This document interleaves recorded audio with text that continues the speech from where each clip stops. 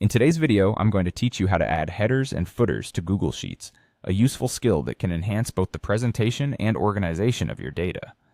Whether you're preparing a report or just want to keep track of page numbers, this guide will walk you through the process step by step, making it as straightforward as possible.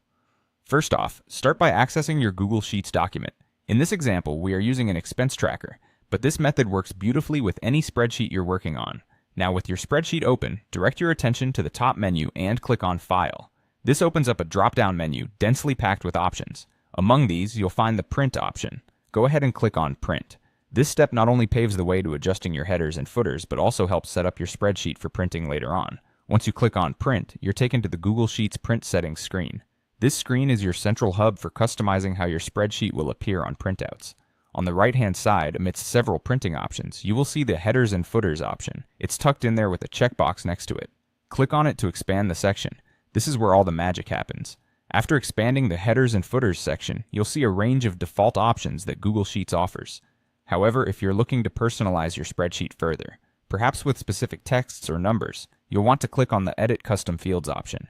This allows you to enter the exact header or footer text that best fits your needs. Here, you can add anything from page numbers and dates to specific titles and custom text. This customization feature is fantastic for tailoring your documents to match personal or branding requirements. Once you've added and adjusted your custom headers and footers, make certain they're the way you want them to be. Remember that there's a preview section to the left that displays your adjustments in real time, so you can visually confirm that everything looks perfect. Now, when you're confident with the modifications, it's time to finalize things by clicking the Confirm button. This action saves your additions and locks in your settings.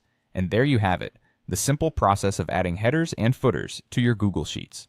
This small but significant touch can transform how your data is perceived, making it look more professional and organized. Use this technique whenever you need your sheet to leave a lasting impression on readers or to simply organize your data efficiently. Happy spreadsheet customizing!